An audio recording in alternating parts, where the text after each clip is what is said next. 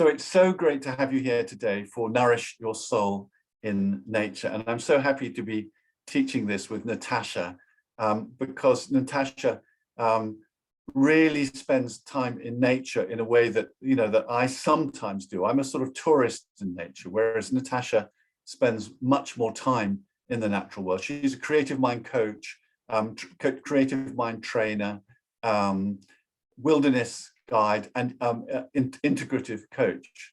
And it's so great to have you here, Natasha, today. I just want to briefly outline the program, which is that we've got 4 sessions.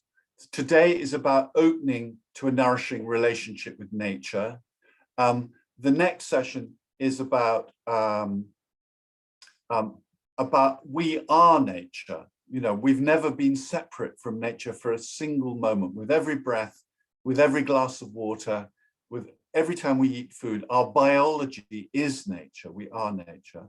The third session is about our relationship with nature and about how much do we appreciate nature and engage in a loving relationship with nature, and how much do we use nature? Do we overconsume in our relationship with nature, which is probably true for all of us in the Western world. And it's good to be aware of it. We're not going to be heavy about it, but we're just going to help us look at the issue of whether it's appreciation, whether it's reciprocal, or whether it's appropriation. And finally, the final session is about living nature, living as part of nature, living as a human being in nature, and how can we enhance our relationship with nature going forward. Natasha, it's so great to have you here. And Natasha is going to talk about herself and lead the first part of the session. Hi, welcome everybody. Yeah, I'm really pleased that Julian invited me to come along and offer this with him. One thing that happened when we were speaking was that I got very passionate about the fact that talking and thinking about nature is not a relationship with nature. I was very adamant with Julian that talking and thinking about nature isn't a relationship with nature. So I'm really interested to share and explore with you ways in which we might deepen what I'm going to call a lived relationship with nature, as opposed to an abstract relationship with nature. Although anyway, that's a topic for discussion. Yeah, so firstly, I was, I don't know if some of you were on the last Creative Mind module, but I was sharing there about how I used to be a photographer, and the coming together of my photographic practice, which was on a film camera. So it was quite a slow photographic practice, and my meditation practice. When those two worlds kind of came together, a gateway opened, which allowed me to find a deeper connection with nature. So I was just thinking about gateways into a deepening relationship with nature. And so I had the camera and my meditation practice, but also I sometimes think of poetry as being a gateway to nature. So we're going to share with you some different openings or gateways into a deepening connection with nature. Another thing I wanted to mention is that I used to run the Artist's Way and mindful photography groups. And for many years at the beginning of the course, I would ask this question: what is creativity? And what is creativity for? And so here I wanted to just posit this question at the beginning of our time together, which is, what is nature and what is nature for? Just thought, it's quite an interesting question to reflect on. I'll send you the link, but there's a really beautiful short film which I love to watch over and over, and it's called What is Poetry For? And there's a group of poets that get asked this question, and some of the answers that they gave, which I've just written down to share with you, is poetry is for trespassing and feeling home at the same time. Poetry is for itself. Poetry is to track and mark the hidden life. and poetry is to ask questions. Yeah, so I'm just really curious about this what is nature for question. And if we had more time, I'd put you into little breakout rooms to explore that. So tonight I'm going to share with you some readings about light, which implies darkness, and about darkness, which implies light, in relationship to nature. And what we're going to invite you to do is, after I've shared these readings, I'm going to invite you to spend 10 minutes sitting by an open window or going outside with a paper and pen. And the idea is that so there's going to be 3 readings, and in one of them there might be something that ignites a response in you. And the idea is that when you have your pen and paper, that whatever's been ignited kind of comes out on the piece of paper. So this can be in the form of something called free writing, which is just where you write whatever comes to your head without thinking about grammar, and you just kind of splurge on paper. And then the other is that you might want to maybe write something a little poetic as your response to what gets shared. So I don't know if you're all clear about, it's kind of a bit strange talking to you when you're muted, but does that sound clear? Does anyone want to say any? Yeah, you all know. Okay. And I don't know what time of the day it is for you, but for me it's in the afternoon and the sun's gone down, so it's quite cold. And I really recommend hot water bottles stuffed up your jumper if you want to sit outside and write something in the cold weather, depending on where you are in the world. Yeah, People can unmute if they have questions. yeah, please. Yeah, I would in fact minutes, probably there's not much time for hot water bottles, is there? yeah, maybe next time you can come prepared with your hot water bottle and flask. Yeah, I'm aware that some people are in cities as well, which is why I said maybe sit by a window with the window open. It's just a way of letting in the sky, for example. There are ways of letting in the air and the sky. So you don't have to be in the thick of the forest in order to kind of connect with some of this material. Yeah. Okay. So does anyone have anything that they want to share or any questions about any of that? I can't see you all, so I'm going to put this on gallery view so I can see you.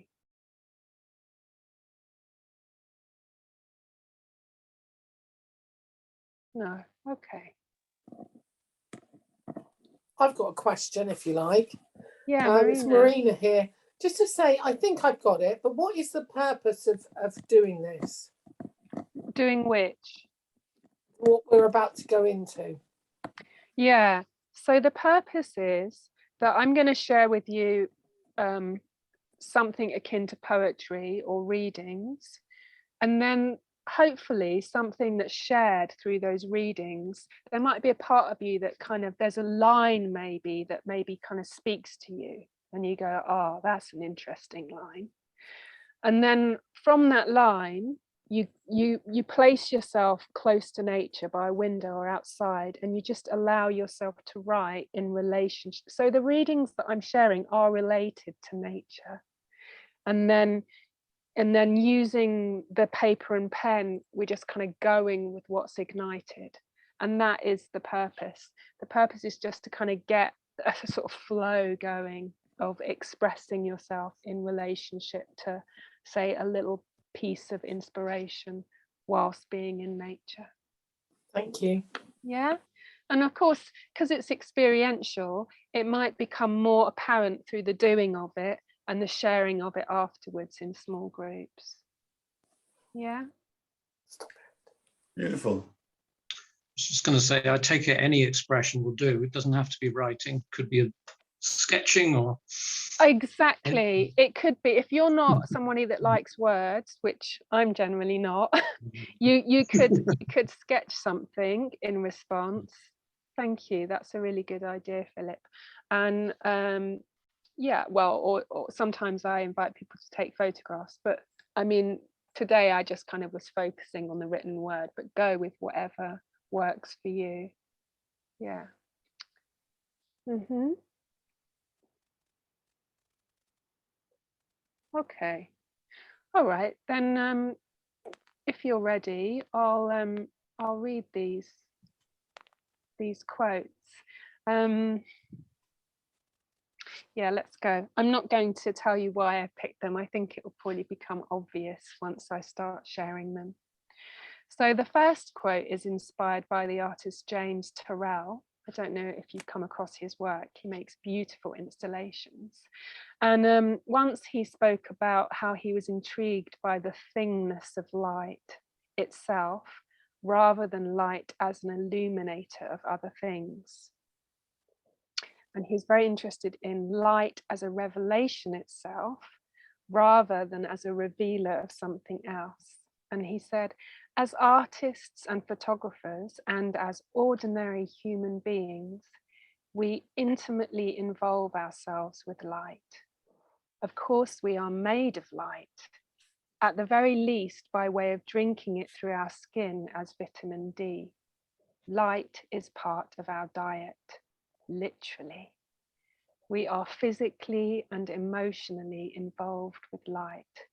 The vocabulary of light is used in most near-death experience, and enlightenment itself even wraps itself around this language.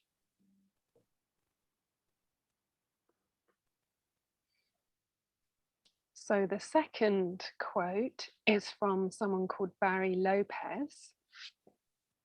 And he says, how is one to live a moral and compassionate existence when one is fully aware of the blood, the horror inherent in life? When one finds darkness not only in one's culture, but within oneself? If there is a stage at which an individual life becomes truly adult, it must be when one grasps the irony in its unfolding and accepts responsibility for a life lived in the midst of such paradox. One must live in the middle of contradiction, because if all contradictions were eliminated at once, life would collapse. There are simply no answers to some of the great passing questions. You continue to live them out, making your life a worthy expression of leaning into the light. And the last quote is by John O'Donoghue, and he's speaking about the twilight, the sunset time. Perhaps this is why twilight appears gracious. When light abandons the day, it does not believe that it will return, and consequently permits itself an extravagant valediction in a huge ritual of colour. The silence of twilight is striking because the flourish of the colouring has the grandeur of music.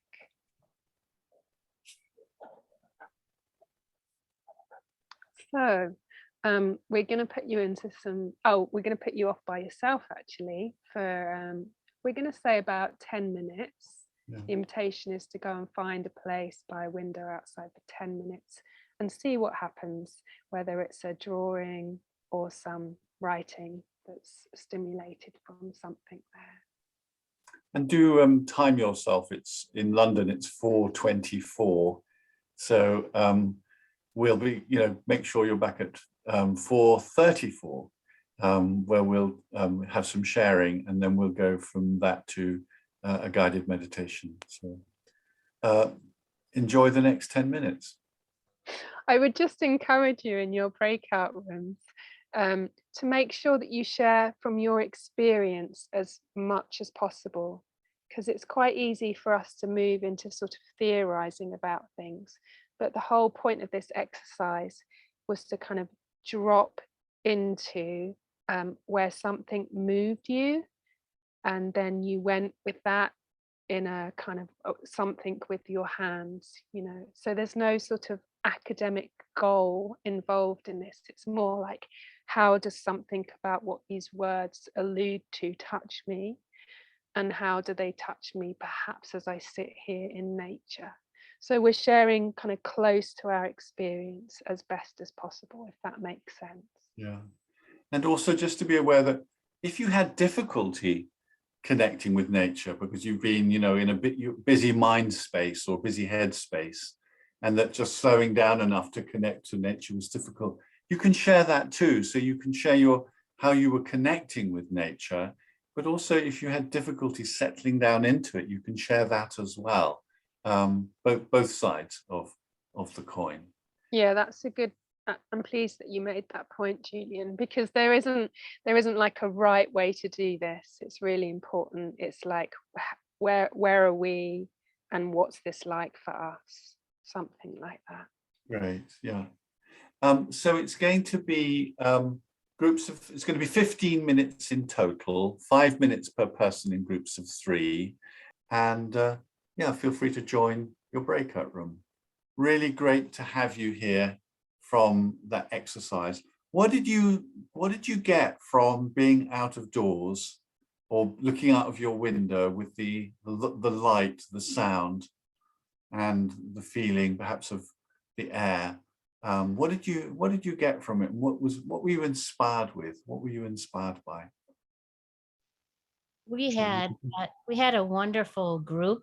And Esther read this Rilke poem about the message coming from the trees. And then I felt like a tree with my skin sending a message to the tree, and the tree sending a message back to me. And I felt the roots.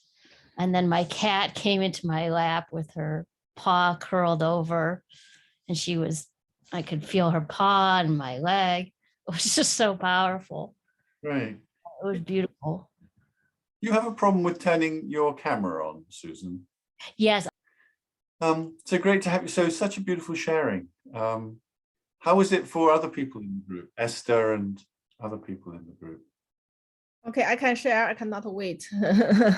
And I look outside my window. I feel such a fresh air. Look at the light. The sky is blue and the clouds change form. And then suddenly I realize I haven't watched the nature for ages. So every day I look at my laptop. At the beginning of this session, I thought, what is nature? I was not interested. And after I looked at, and I wrote poetry, 3 pages, in 6 minutes. I just read, in our small group. I said, it's so wonderful. And I also think I know what to do in the future about the nature. What do you need to do in the future? I'm going to look, like 6 minutes every day. I look less of my laptop. I just so many work to do. And now I feel I got full of energy now. Thank you. Oh, that's really wonderful to hear. Are there any parts of your poem you want to read to us? Oh, yes. So where's my poem? Okay. Yeah, so I wrote in Chinese. Now I'm going to translate in English.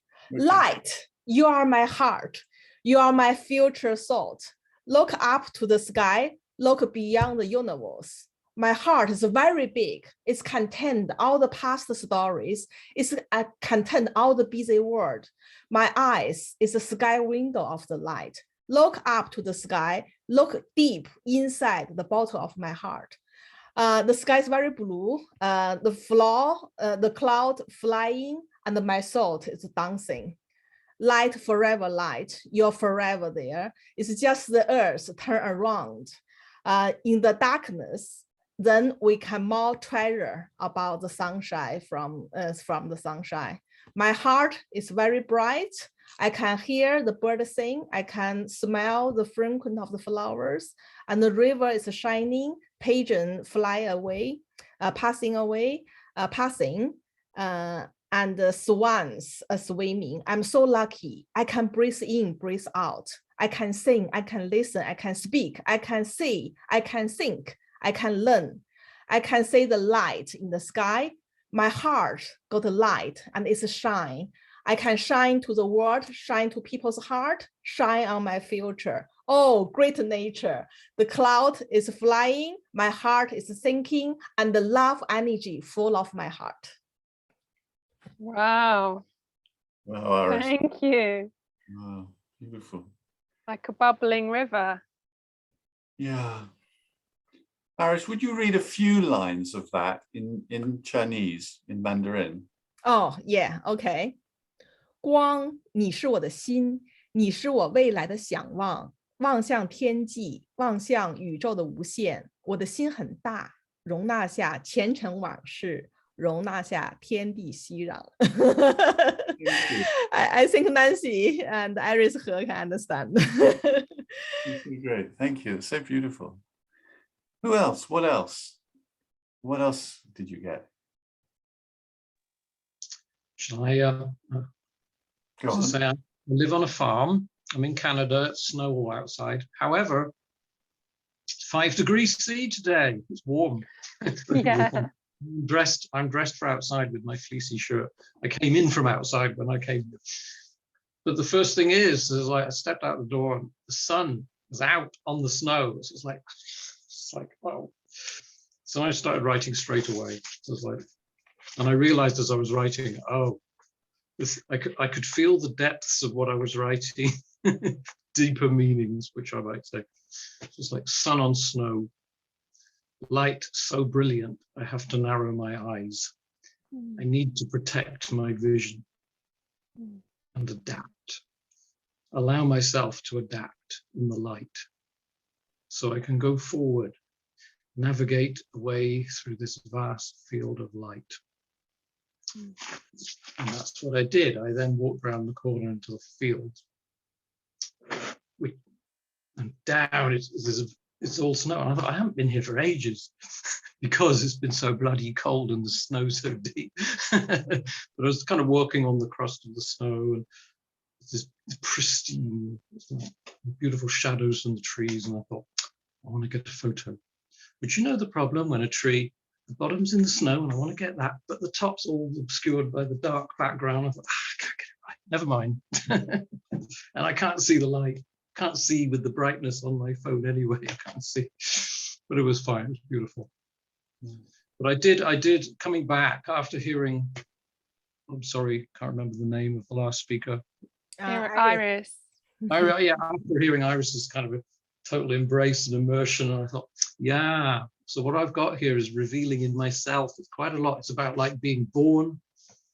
And I had this sense of, yeah, light is wonderful. However, it's like second paragraph we had, the light and the dark, we have to somehow adapt in between the two. And when it's this bright, it's like an assault on the senses. It's like, yeah, sensitive being. I was a sensitive being, like we all are when I was born. And it's like, that's where the shutting down can begin. It's like to be able to cope with all this. And then it's gradually adapting and moving forward and stepping out. So I could see there's quite a lot in what I wrote. Do you want to read some of what you wrote? He did. I did. Oh, sorry, that was. I thought you were talking. I thought you were extemporizing. No, he was reading Great. in the beginning. I thought you were just talking from your heart. That's so touching. Well, I wrote from my heart and then I spoke from my heart. So there we go. Okay. But it is, yeah. Thank you so much, Philip. Yeah, thank you. What else? Who else? I can share a little bit. I don't normally write, but today I was surprised that the things came to me that made me realize that when we do spend time with the nature or with the environment, we co-create with the nature.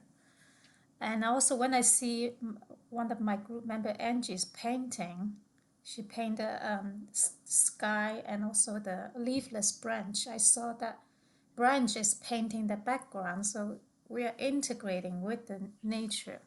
Yeah. So this is what I wrote. I quickly share.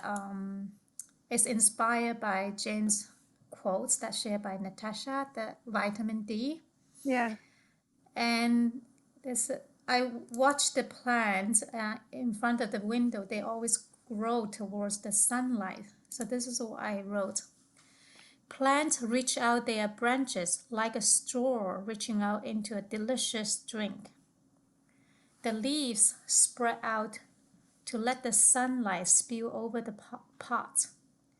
Like the plants, I stood by the window, let my body be the straw to replenish my very first dose of vitamin D today.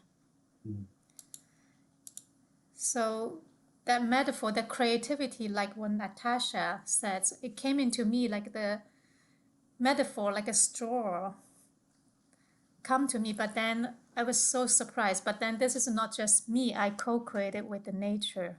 So I just put it into the pen. Yeah. Thank you. Thank you, Natasha, and also thank you, my another member, Achin, and he's moving a lot. Also, let me see that his body is part of the expression, and his story sharing about that his partner asked him to talk to the plants when he's away. That's really touching. Thank you. To touch Thank the plants you. while he's away. Yeah. Beautiful. Who else wants to go? Akin. Yeah, I really noticed with Natasha's sharing, and I hope it doesn't sound disrespectful, but that there was something in my mind that was thinking, saying, oh, those are big words, but it's nature. Something was not connecting there. And I really noticed this border of these words not matching, and had the strong sense of, I cannot go there, I cannot grasp it. And it's really through the movement that I had a feeling, yes, I can go there, I can relate to that, I can feel that. Also, it happened that a crow came flying over towards me, and I got this strong sense of, it might be hard for me to go in there, but for nature to come to me, to let it visit me, that's easy. And with having started off, oh, I don't know how to speak to nature, then at the end, the conversation in the group reminded me, my partner was sowing seeds for plants sometime this week, and I asked this morning, is there anything I can do for them? And he said, oh, just talk to them. Yeah.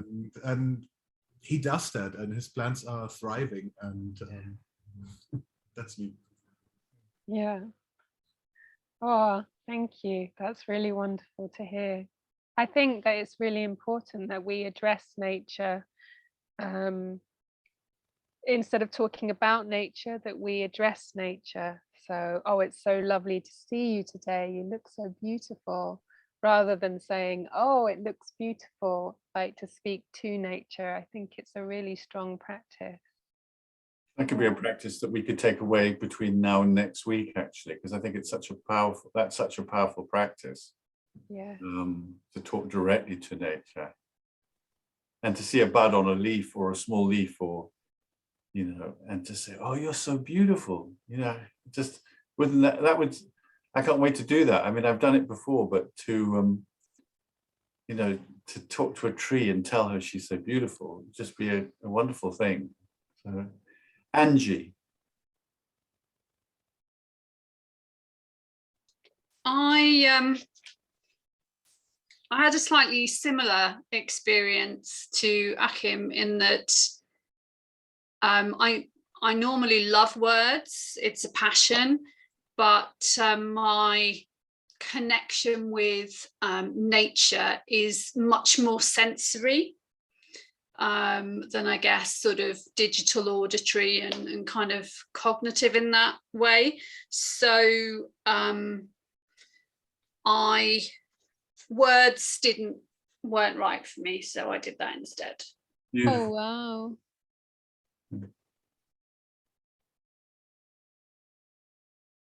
Beautiful. But it did connect with the last piece that you read, Natasha. So that was the sunrise, the sun setting in its sort of grandeur. Yes, beautiful. Thank you. But yeah, that was I think, like both Iris and Achim said, that felt like the idea kind of came to me and through me. because there was a bit of a barrier for me otherwise. I think that's such a beautiful idea. And between now and next week, if anybody wants to send me drawings or paintings or a photograph, we could, if you email it to me, I'm putting my email address into the chat, then I will just, screen share it with you and with the group next week, because I think that'd be a really nice, beautiful thing to do. Yeah, so there's my email address. So yeah, beautiful. What else?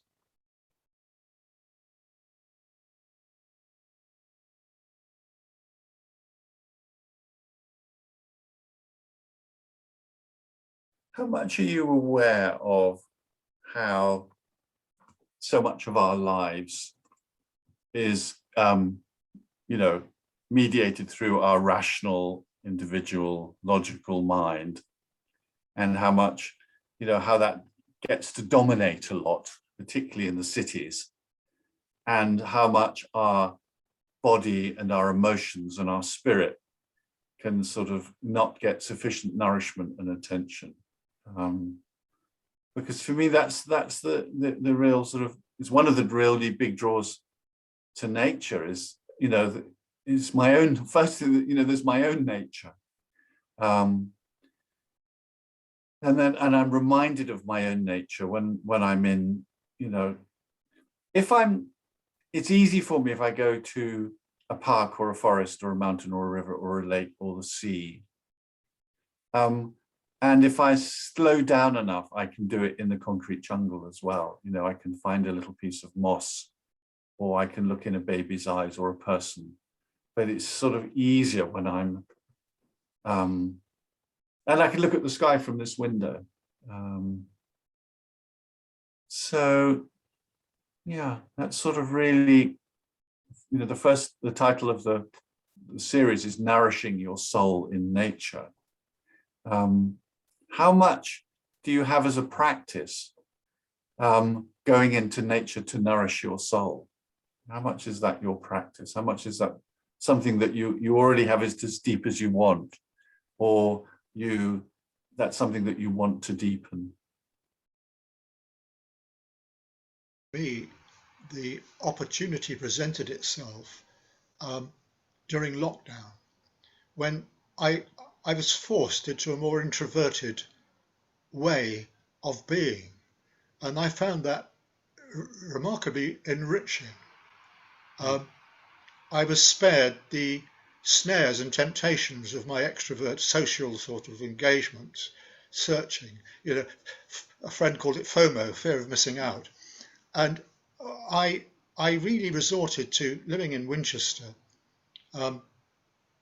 cycling out to where the River Itchen and the old canal meet, and then above all, magic times spent with a younger woman friend on St. Catherine's Hill. And we would go up there in late evening and watch the sun set. And the twilights were always different. And you had that whole landscape and the immensity of the night sky, darkness. And on one occasion, the sun set and we looked around and the moon was rising. And one felt part of the universe, and that one felt intimately part of that universe. It wasn't a metaphor.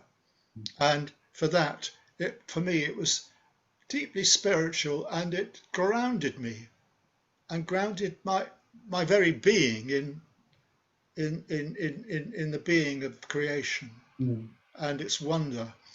At the same time, we've had several storms, so the real wilding, nature is wild enough, but I mean that tongue in cheek. But I know what real wilding is, and that's a response, isn't it, to the diminishments and threats of our depredations, I guess. That's my thank you for deepening my awareness again in this session and appreciation. Anyone else want to share? Thank you. Yeah, that was nice.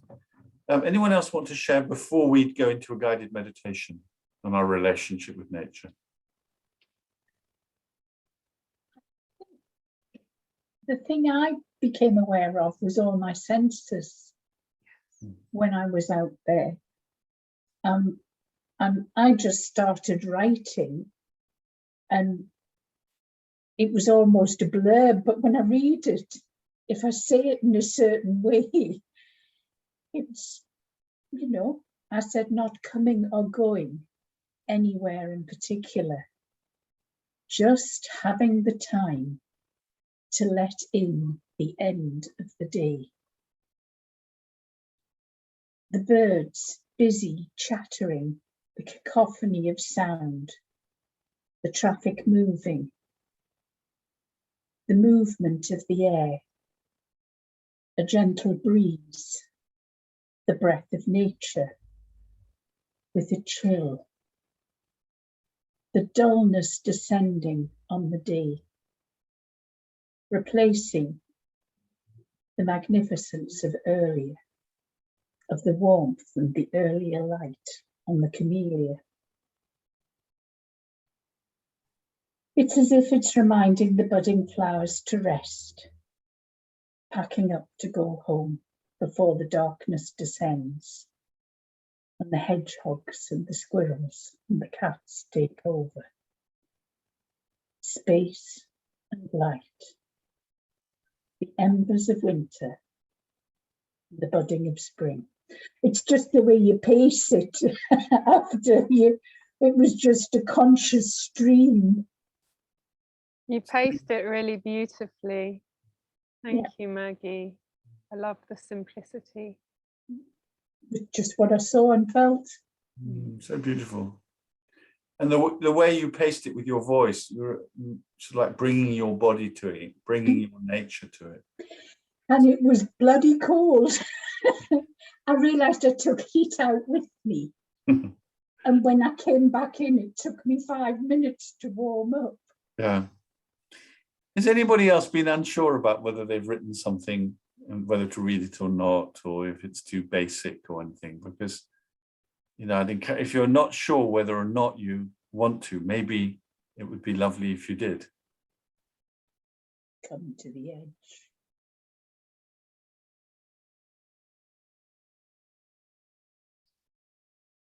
Someone said, come to the edge. Yeah, that was Maggie. Okay.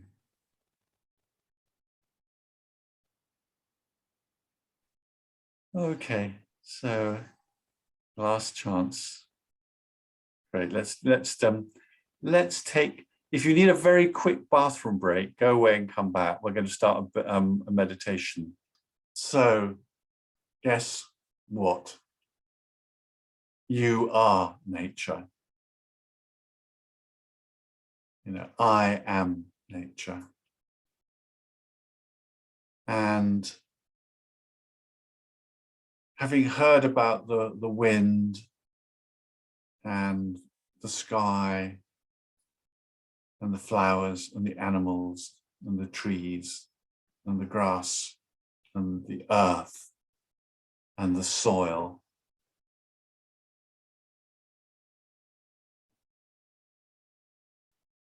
and I'm sort of really focused on the biology of my own body. That's the aliveness of my own body, the intricate connections of my own body. So if we bring the feeling of nature that we've been evoking during this session, and then we bring that feeling, that sight, that hearing, that smelling, that openness that we would, looking out of the window or on our front doorstep or in our garden or in a forest, if we bring our interest to this body like some virgin landscape that we've never met before, we've never seen before, to let go of our old familiarity and feel it anew. And because of the way that my brain works, as I feel it anew, I also see it. It's almost, even with my eyes closed, I can see my toes. I can see the muscles of my body. And I'm paying attention to the wind of my breath. Paying attention to the still landscape of my body, where there is a gentle breeze of wind, where there is numerous sensations.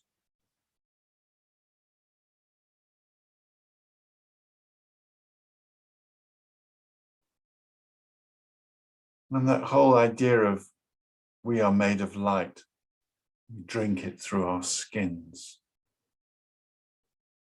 Can we find a way poetically of experiencing the light in the landscape of our body?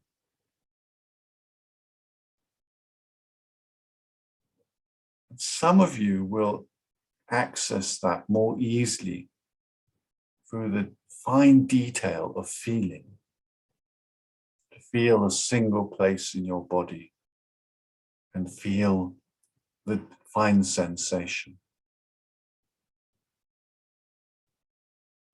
Perhaps a little movement helps to really just feel into the body.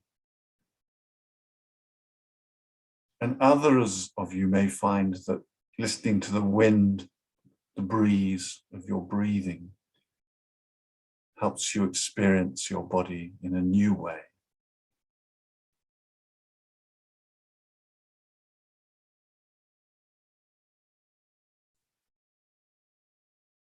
And for others, it may be something to do with the light of which our bodies are made. But the most important thing is to pay attention to the way that you are drawn into, that you open into your body. And Descartes said, "I think, therefore I am." But perhaps it was the wrong way around. Maybe it's I am, therefore I think. But because thinking has such a big place in human life, just observe your thinking for a moment. Observe it like you might observe a recent invention, like a train traveling through nature.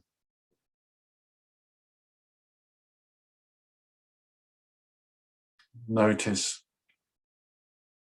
if it's talking a lot or if it's quiet, what it's talking about, to include it, to include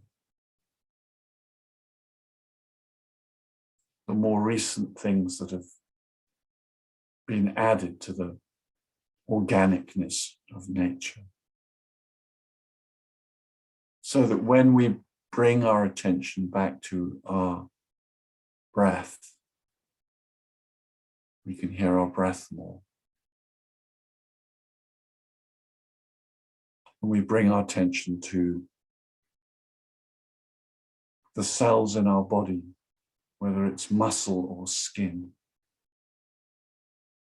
Our attention is broader.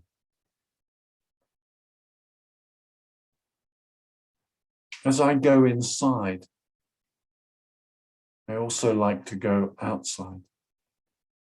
So I listen for sounds outside the house.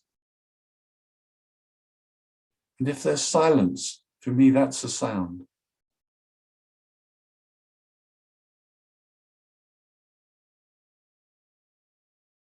And I listen for sounds inside the house.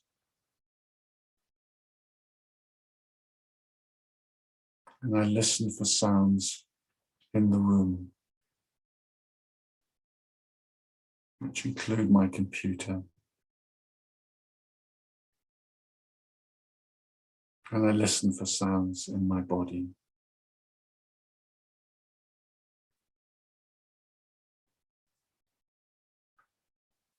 Somehow listening to sounds that are far away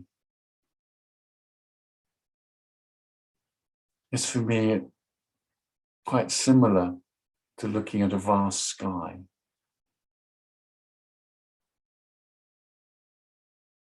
So I have the vast sky.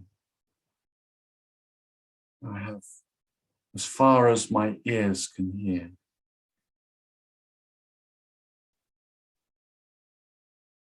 I have the feeling of this particular plot of land, which is my body.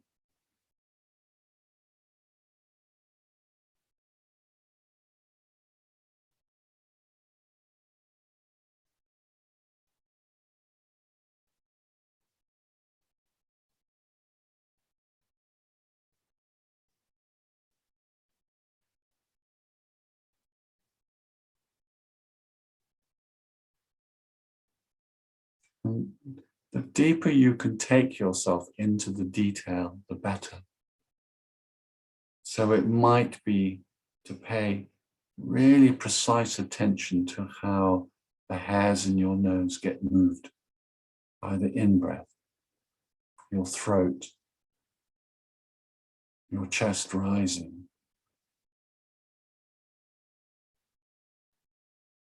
The point at which, when your lungs are full, there's a pause and an out-breath.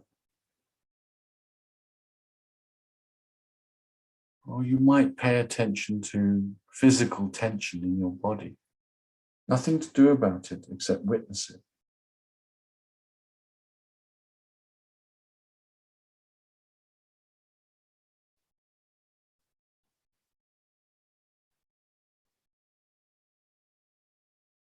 Or imagining my body as a field. My feet are like the fence at the far end of the field. And all the land, the landscape in between.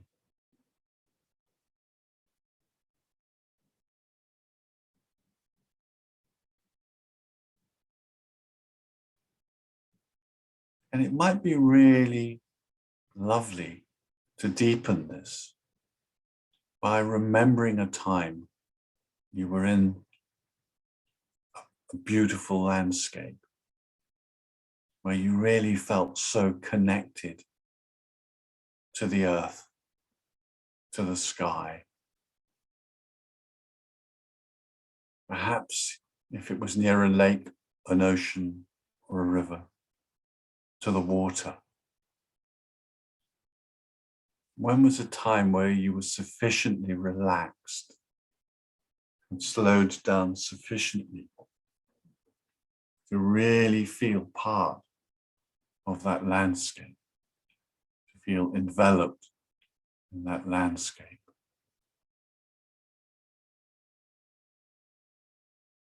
To just be so nourished, perhaps by the sky surrounding you, a vast view, or by the sun on your skin, the warmth of the air.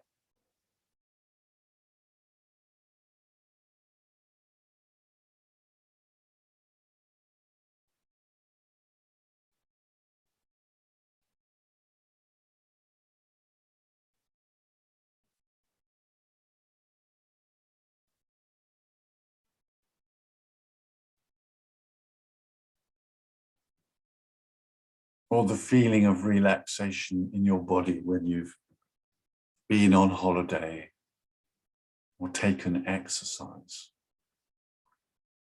breathed fresh air.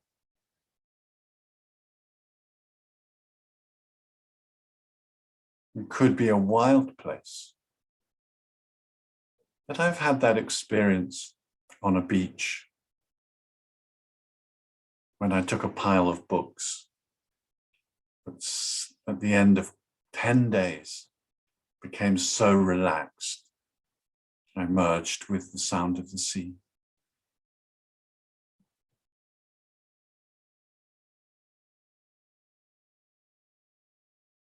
Remembering times when you were so nourished, you felt so at home, you felt so connected with yourself through being held by nature or allowing yourself to be held by nature. We're held by nature all the time, but do we lean into it? Do we welcome it? Do we notice?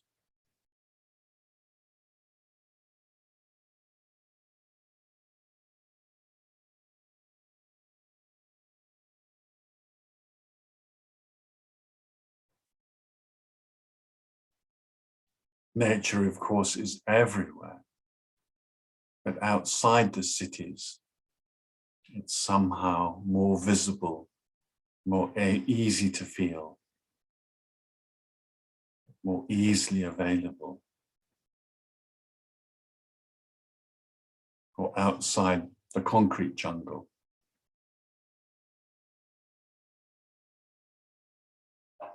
So remembering times when we really felt that nourishment, remembering a time we really truly felt that nourishment.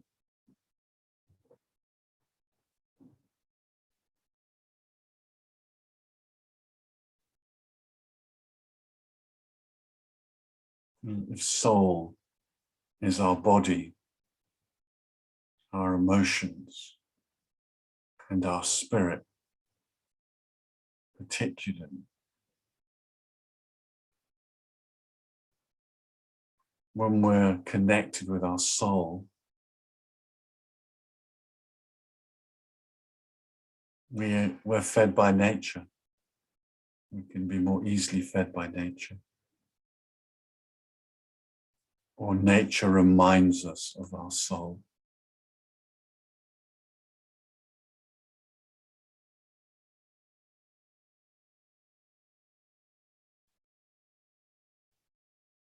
Perhaps you're reminded of a place and a time when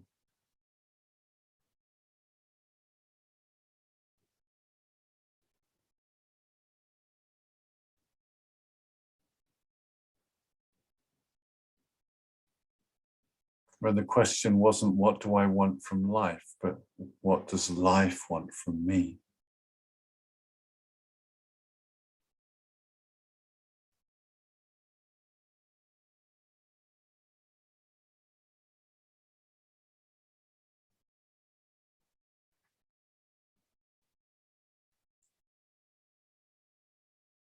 How are you nourished by your relationship with nature?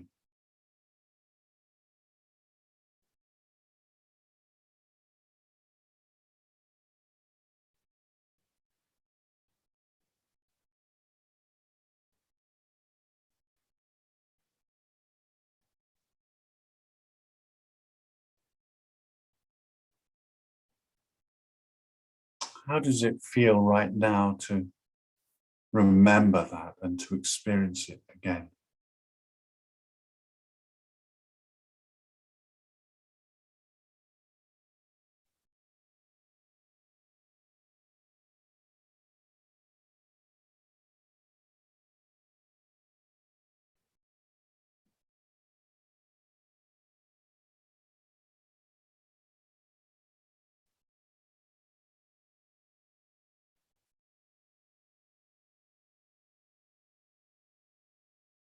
Would you enjoy developing this relationship, this nourishing relationship with nature more fully?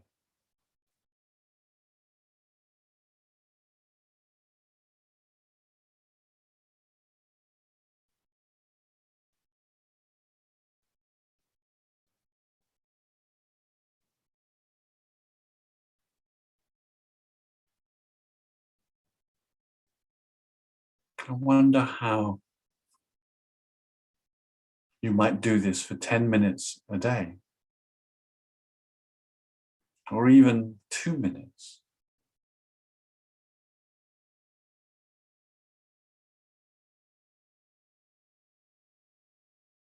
Perhaps if you liked the idea of 2 minutes a day to really stop and connect.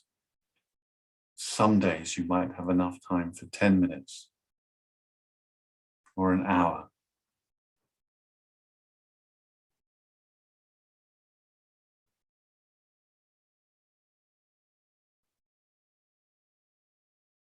If your experience in nature nourishes your soil, waters your spirit,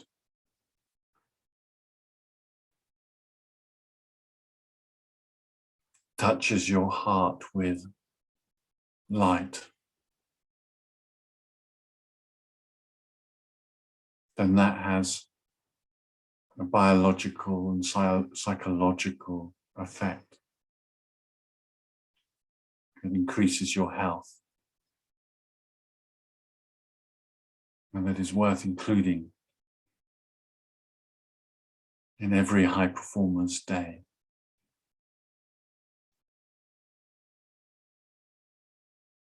If we nourish ourselves, we have more to offer.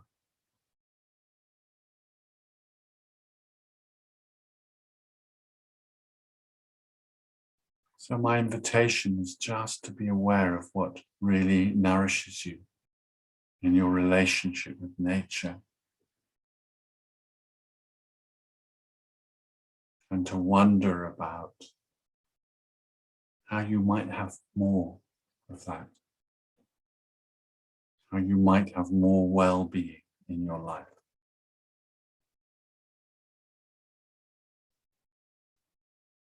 How you might take the time for well-being.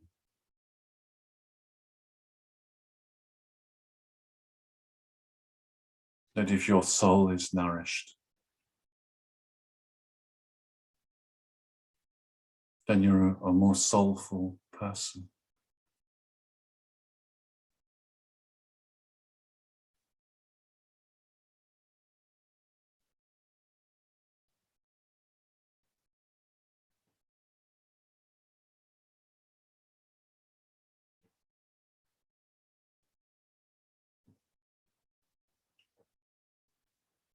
And so if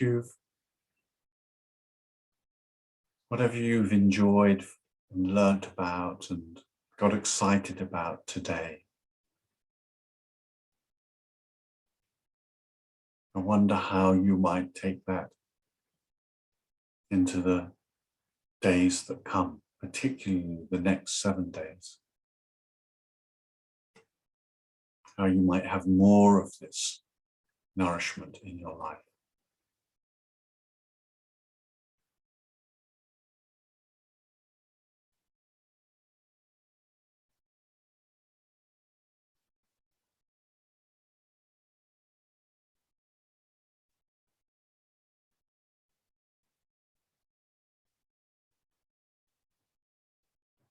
We're not going to go into breakout groups, but we are going to come back and share. So staying connected with the vast landscape that you are. Let's come back into connection with all the nature that we can feel through the screen.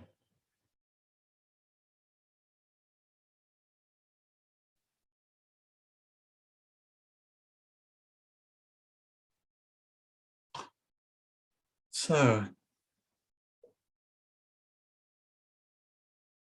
what did you get from the meditation and from the session today?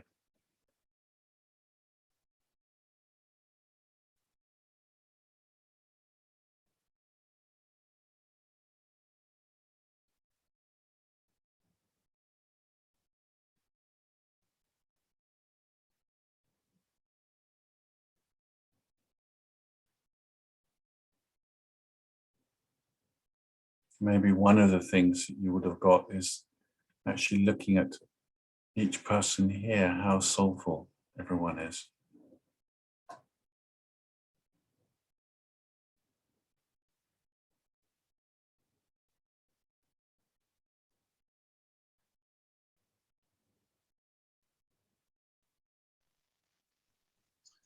Just thinking, how can I put it into words? And I'm thinking, okay, I think there's a slight shift for me,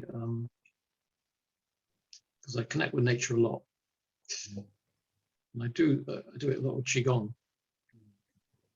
But what suddenly came to me then was a sense of, well, it's more of a shifting towards making nature the center of the Qigong rather than the practice, which is a strange thing to say because nothing will really change in terms of the practices will go on,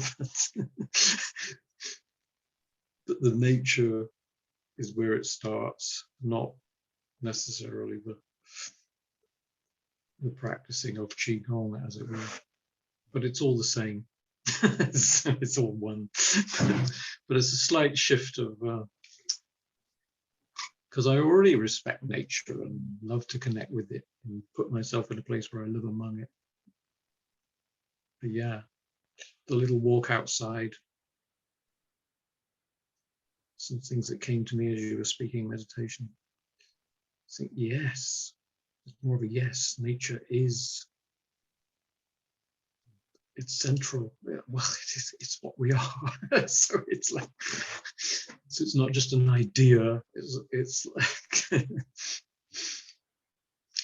not just central, it's the whole field too. But, you know, but yeah, I'm kind of a head-centered person. And I've been practicing things to come more into heart and body, which has come a long way, I feel, especially with Qigong. So yeah, it's always a question of remembering to come out of the idea of something into the essence. And you said it's what we are. Yeah. Yeah. Beautiful, thank you, Philip. I'd love to hear from some of the people who haven't spoken, if you want to, just because to hear the other voices. Kelly. What came to my mind, I'm standing now, and I found myself moving is the idea of moving with. Those were just the words that came just now, like just this idea of moving with. And going back to the exercise, it was the quote about a diet of light that stood out for me, and that took me outside. And I started noticing it's cloudy here, but that even on a cloudy day when there doesn't appear to be a lot of light, or wouldn't think of it as a bright sunny day, there was still reflection. And when there's light, there's always chance for reflection. And I started noticing, it's the end of winter, nearing the end of winter, and some things that had broken. There was a beautiful blue glass, blown glass ball that I had hanging in a tree, and it had broken over the winter. And I saw so much beauty in it. And so it was really this quality of openness and gratitude that came for me. And just the ability, the light allowing the ability to see beauty, even something that appears to be broken or that we would conceptualize as a broken thing. And there are a lot of, places where I could go with that. So those were some of my experiences and reflections, and just a really appreciation of everything as it is. And in nature doesn't hide anything. With our lawns, we might try to crop things or sculpt things in a certain way, which is an important way of cultivating beauty, I feel. And in nature, it's, if you go in the woods, it's all what it is, and that's all part of the process, and that is part of beauty as well. Yeah. Thank you. That's lovely, Kelly. I just wanted to ask you if you've heard of the Japanese term Wabi-Sabi. Mhm. Yeah, as Yeah. you were speaking, it was really evoking that. I mean, there are many ways to describe it, but the beauty of imperfection. Mhm. And yeah, lovely. Thank What's you. the term? Wabi-Sabi, Wabi-Sabi. It's actually quite complex, and some people use it as a reflection on the nature of reality. In particular, the three lakshanas, if you're into Buddhism. But it's a lot about the insubstantiality of life and the imperfection and the changing aspect, but seeing the beauty, seeing it as a gateway somehow. Yeah, so it's just very lovely to hear you speak in that way. Thank you. Thank you for the practices and creating the space, and just so much beauty in it. Thank you, Kelly. Esther.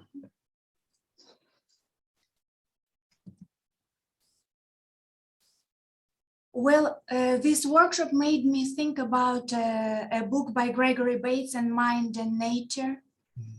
It's a really amazing book. And so basically the idea is that he looked at certain characteristics of mind, and he said that nature has the same characteristics. So nature is mind. And it kind of echoes in many ways the philosophy of non-duality, that it's not us and nature, it's all one. We are part of our awareness is part of a larger awareness, and our consciousness is part of a larger consciousness, and it's all one. This is the topic of next week, so great lead into that, Esther. Just that feeling of, for me, of, you know, it's sort of like talking about nature as a thing. I will go and do things in nature, you know, from that to being, I am part of this great being of, I mean, the universe, but the biosphere in particular. And that I'm intrinsic part of that, and I'm not separate from it, and I am that. And how do I live in a way where, while sensing that, my relationship with that? Natasha's, you know, Natasha will go and hold the soil and feel the soil and immerse herself in nature in a way that I want to do more of. For me, that exciting adventure of really coming back to something that I got really separate from being trained to be in my head, you know, thinking is one step sort of removed from the physical reality of it all. Go on. Can I share something with you? Yeah, I was just remembering what Akim was saying about the body. Not only Akim, but Akim was saying that. And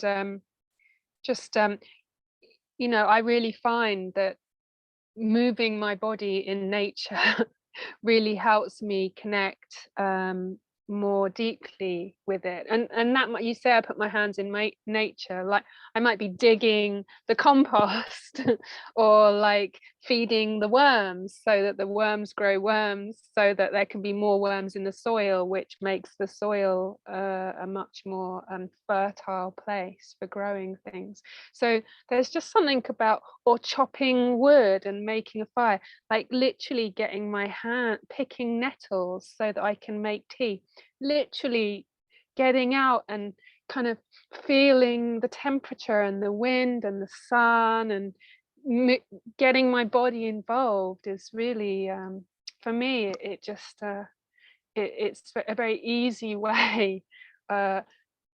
Yeah, so sometimes I notice when I go for hikes with people, I might be chatting to them, and then I can go through a hike somewhere and I don't even notice where I've been, because I've been so ensconced in conversation. And sometimes I like to walk with somebody and say, can we have a period where we're not talking, so that I can really find a way of being in the landscape, being with the landscape that we're walking through, as well as being with somebody else. So anyway, I just wanted to share that because you were talking about the body and the mind. Yes, can I echo that, Natasha?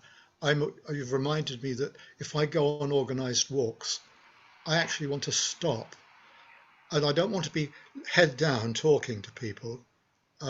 And then if I do that, then I slow down, but I slow down for the wrong reason. Everyone says, "Come on, you're left behind." And what I want to do is to stop and just take it all in, and to immerse myself in it, in the view and the immediacy of it. And thank you. It's the art of sauntering, Paul, isn't it? The art of sauntering. I mean, I really think that is a skill in the world today, to saunter when you're in nature, rather than go on these hikes where you're getting from A to B and you hardly notice anything along the way. It's almost like you're making a pilgrimage with the land with every step, something like that. I think, When I go to the park now, sometimes I just do my route. I need to take my exercise, but other times I just wander and I just let the impulse of the moment. I might do, end up doing figures of 8 or circles, or, and being drawn into this wood or this area, and then turning back without even really, knowing what I'm going to do next. Was there a link, Julian and Natasha, to walks in Devon that either Natasha or somebody? Oh, yeah. I'm running a weekend nature connection retreat in Devon in May, and the link was to that. Oh, I'll have a look at that again, please. Yes, thank you. Oh, great. Perhaps I could pop it here in the chat and you can have a look at it. Yes, thank you. Anything else before we do our closing ritual? Anything else you want to share? I'm going to try something if you allow me to. Sorry? I'm going to try to say something if you allow me to. Go on. You want me to go louder or? No, perfect. Okay. I want to say thank you, Julian, and thank you, Natasha, for this wonderful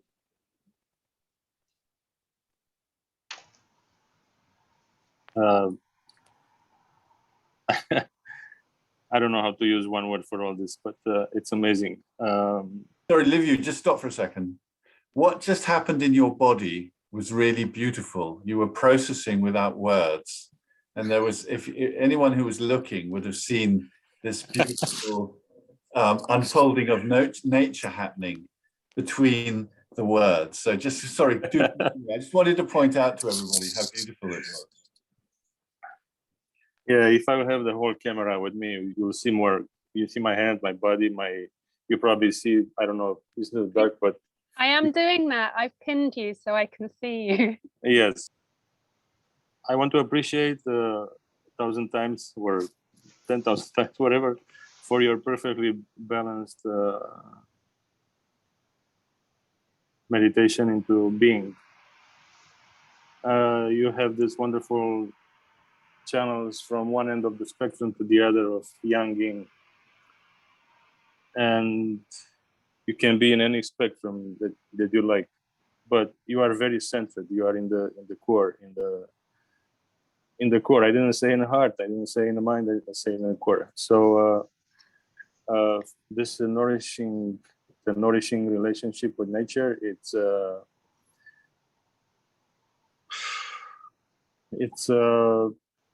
we are at the beginning of it. Some of us, we just starting. Some of us, we know them just like we know friends, family, and we know them by, some of us may hug the trees or hold the flowers or embrace them or even embrace themselves. So when you embrace yourself, you feel more of the nourishing of yourself, just like you embrace a tree. Yes. Okay, and we're running out of time. I've got one more thing to do before we finish. Yeah, do finish your sentence. Yeah. The last 2 things I'm going to say. I want to appreciate for bringing the consciousness into being with the breathing and all this exercise. And one is that you also brought in the emotion and the love and more than that. And at the deepest emotion, I could hear the breathing of myself before birth in mother's womb.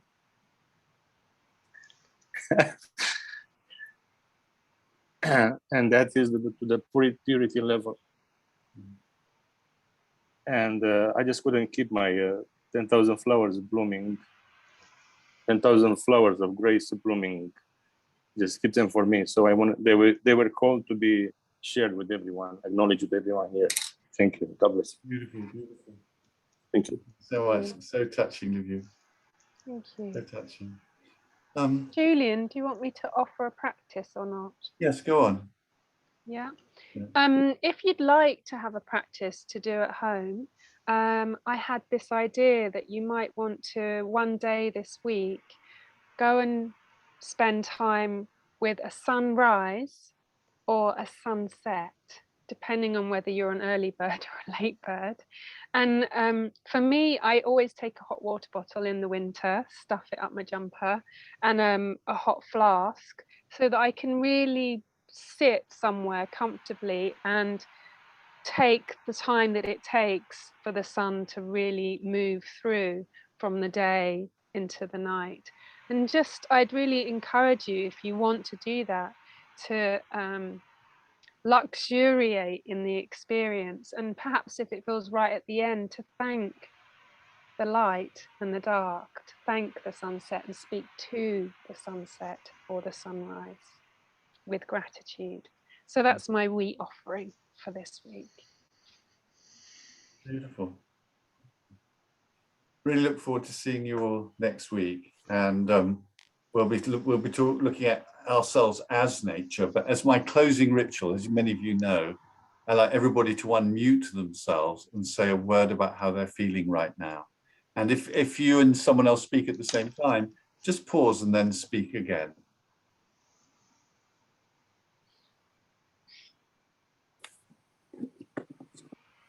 Settled. There's grounded. Gratitude. Calm. Say that again. Chilled. Chilled. Calm. Relaxed. Can't hear you, Akin. Rooted.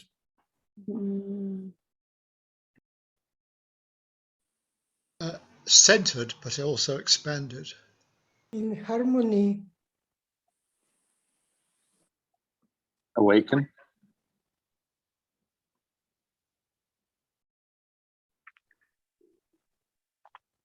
Nourished.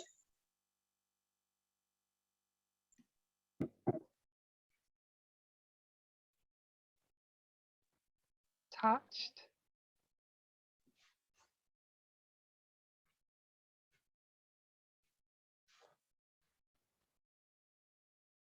Coming across a moment of the sacred unfolding.